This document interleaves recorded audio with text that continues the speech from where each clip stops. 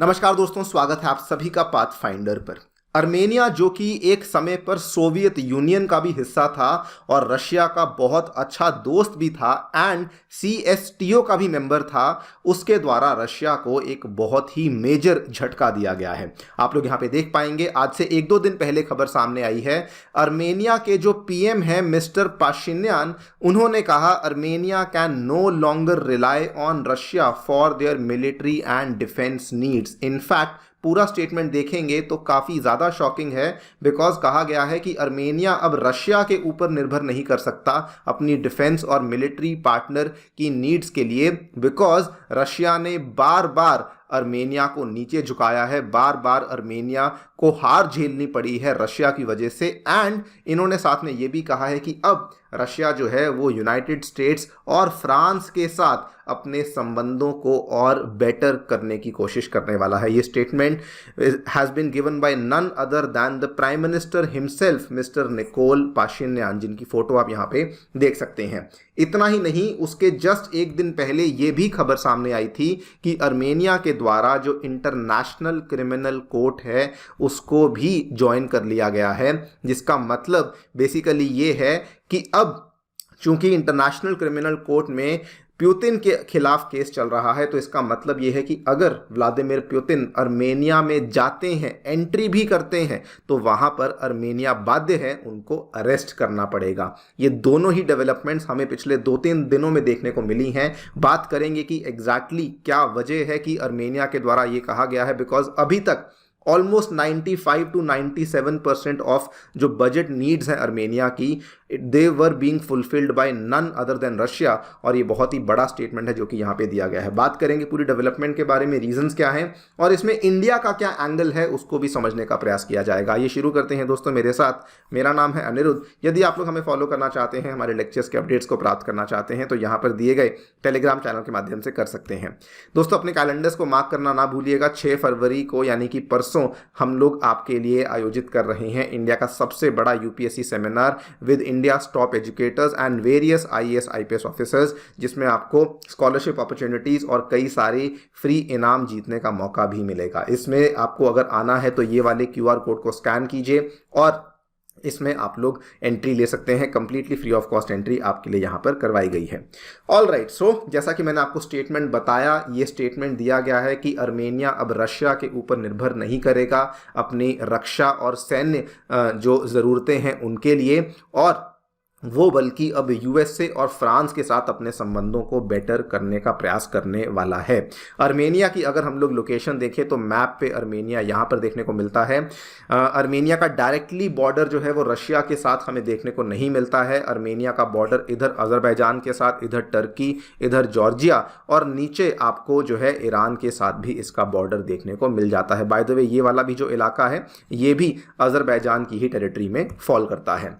Armenia CSTO का भी एक मेंबर है। सीएसटीओ बेसिकली क्या है, जैसे आपने नाटो का नाम सुना होगा जो कि अमेरिका और वेस्टर्न यूरोपियन कंट्रीज के बीच में साइन करा गया एक समझौता है। सिमिलरली सीएसटीओ भी यूरेशिया की 6 कंट्रीज के बीच में साइन किया हुआ एक समझौता है, जिसको 2002 में साइन किया था, जिसके सदस्यों का नाम सुन लीजिए। Armenia, Belarus, Kazakhstan, Kyrgyzstan, Russia और तजिकिस्तान है। और जैसे नाटो में है ना कि अगर कोई भी बाहर की कंट्री नाटो की किसी भी देश के ऊपर अटैक करती है तो समझा जाएगा कि वो अटैक नाटो के ऊपर है, तो सिमिलरली सीएसटीओ में भी ऐसा ही था कि कोई भी बाहर की कंट्री, थर्ड कंट्री अगर सीएसटीओ के किसी भी मेंबर के ऊपर अटैक करती है तो समझा जाएगा कि वो सीएसटीओ के ऊपर एक अटैक माना जाएगा। और जो भी कंट्रीज सीएसटीओ की के सदस्य हैं उनकी जो आपसी दोस्ती है और उनकी जो आपसे रिलेशंस हैं, इकोनॉमिक हो गए, डिफेंस हो गए, वो सारे बड़े ही शानदार रिलेशंस देखने को मिलते हैं। लेकिन अब क्या देखने को मिला है, अर्मेनियन पीएम ने स्टेटमेंट यहाँ पे देखिए क्या दिया है। इन्होंने कहा है we need to understand who we can really maintain military, technical and defence relations with. हमें समझना होगा कि हम किसके साथ यहाँ पे मिलिट्री, टेक्निकल और डिफेंस रिलेशंस रख रहे हैं। इन्होंने बोला कि प्रीवियसली 95 से 97% ऑफ हमारे डिफेंस रिलेशंस केवल रशिया के साथ थे, लेकिन अब ये नहीं हो सकते हैं for objective and subjective reasons. ये वाली बात बिल्कुल सही है कि रशिया के साथ ही इनके प्रमुख संबंध थे अगर बात करते हैं, थोड़े बहुत संबंध इनके कुछ कुछ नाटो कंट्रीज के साथ भी थे। इन्होंने अपनी मिलिट्री में थोड़ी बहुत चीज़ें, छोटे छोटे हथियार हैं, उनको फ्रांस से, ग्रीस से, यूएसए से और पोलैंड से लिया हुआ था, लेकिन मेनली 95% डिपेंडेंस इनकी रशिया के ऊपर ही थी। डिपेंडेंस इतनी ज़्यादा थी, बल्कि आप देखिए कि रशिया का एक फॉरेन मिलिट्री बेस भी है जो कि आपको अर्मेनिया, नॉर्दर्न अर्मेनिया में ग्यूमरी में देखने को मिलता है। और रशिया के ऑलमोस्ट 5,000 से भी ज़्यादा सोल्जर्स हैं जो कि अर्मेनिया में डिप्लॉय करे गए हैं। तो ये सारे के सारे जो संबंध हैं वो अब यहाँ पे सडनली चेंज होने वाले हैं। अर्मेनिया ने बल्कि साथ में ये कहा है कि हम लोग जो नए पार्टनर्स बनाने वाले हैं डिफेंस के क्षेत्र में, यूएसए होगा, फ्रांस होगा, इंडिया होने वाला है एंड जॉर्जिया होने वाला है। इंडिया को क्या फ़ायदा होगा इसके बारे में आगे बातचीत करेंगे, लेकिन इन्होंने एक हिंट दे दिया है कि इन चारों के साथ अब हम लोग हमारे सिक्योरिटी टाइज को बिल्ड करने वाले हैं। रीज़न जो अर्मेनिया ने दिया है वो ये है कि रशिया के द्वारा बेसिकली अर्मेनिया को सपोर्ट नहीं किया गया जब अर्मेनिया को ज़रूरत थी। आपको मालूम होगा जो नागोर्नो कारोबाग का युद्ध है, जो कि काफ़ी लंबे टाइम से चलता आ रहा है, डिस्प्यूटेड एरिया था बिटवीन अर्मेनिया अज़रबैजान।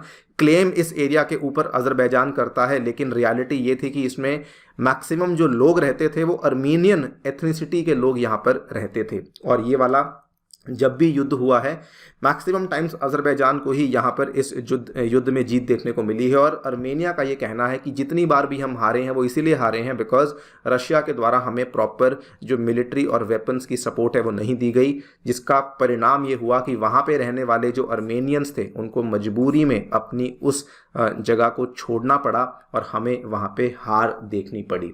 ये तो हमें देखने को मिला ही मिला, साथ में ये भी देखने को मिला कि अर्मेनिया के द्वारा जो रोम स्टैट्यूट है जिसके तहत इंटरनेशनल क्रिमिनल कोर्ट को स्थापित किया गया था उसको भी अब रैटिफाई कर दिया गया है।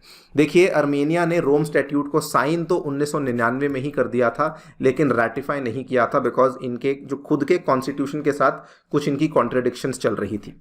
लेकिन अर्मेनिया ने 2015 में एक नया कॉन्स्टिट्यूशन अडॉप्ट किया और उसके बाद अर्मेनिया बेसिकली रोम स्टैट्यूट की जो कंडीशंस थी उसके साथ मैच करता था और अब ये रैटिफाई कर सकता था। अभी तक रैटिफाई नहीं किया था, लेकिन अब रैटिफाई कर दिया है। आप देखिए, ICC Rome statute officially entered into force for Armenia on February 1। अब इसके मायने क्या है? पिछले साल 2023 में आईसीसी क्रिमिनल कोर्ट के द्वारा एक अरेस्ट वारंट जारी किया गया था व्लादिमीर पुतिन के लिए, चूंकि कहा गया था कि उनके द्वारा यूक्रेन में बहुत सारे ह्यूमैनिटी और वॉर क्राइम्स को किया गया है, जिसके मायने बेसिकली ये हैं कि जो भी सदस्य हैं आईसीसी के, जो भी मेंबर्स हैं, अगर पुतिन उस देश में जाते हैं तो आईसीसी के तहत, आईसीसी के अरेस्ट वारंट के तहत उनको अरेस्ट किया जा सकेगा। अब अगर पुतिन अर्मेनिया में एंट्री लेते हैं तो Yerevan is now obligated, Yerevan Armenia का कैपिटल है, कि अब वो बाध्य हो जाएंगे to arrest the Russian leader if he sets foot on their territory. जैसे ही ये हुआ, ऑब्वियसली रशिया ने कहा कि बहुत ही गलत स्टेप लिया गया है अर्मेनिया के द्वारा, एंड इस चीज़ को लेकर ईयू की जो चीफ है उर्सुला वॉन डर लेयन, उन्होंने कहा बहुत अच्छा स्टेप है, और इन्होंने कहा कि पुतिन के लिए बहुत ही बढ़िया हुआ कि अब अगर वो अर्मेनिया जाते हैं तो वहाँ पर भी उनको हिरासत में लिया जा सकता है। इस स्टेप को बाय द वे अर्मेनिया ने जस्टिफाई करने की कोशिश करी। उन्होंने कहा कि हम लोग असल में इस स्टेप के माध्यम से रशिया को टारगेट कर ही नहीं रहे थे, हम लोग तो अज़रबैजान को टारगेट कर रहे थे, बिकॉज अज़रबैजान हमारे देश में बहुत बार ऐसे वॉर क्राइम्स कर चुका है और हम लोग इसीलिए आईसीसी को ज्वाइन करना चाहते थे, सो दैट कल को अगर अज़रबैजान ऐसे कुछ वॉर क्राइम्स करता है या क्राइम्स अगेंस्ट ह्यूमैनिटी करता है तो अज़रबैजान के खिलाफ हमें यहाँ पे इंसाफ मिल सके। लेकिन ऑब्वियस सी बात है, जब इन्होंने साइन किया तो इसकी इम्प्लीकेशंस तो पुतिन के लिए भी हुई हैं।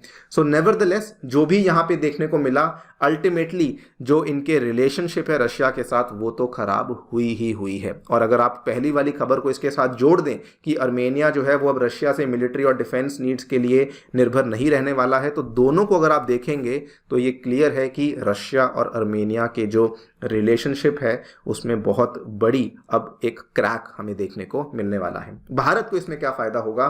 बड़ा सिंपल है।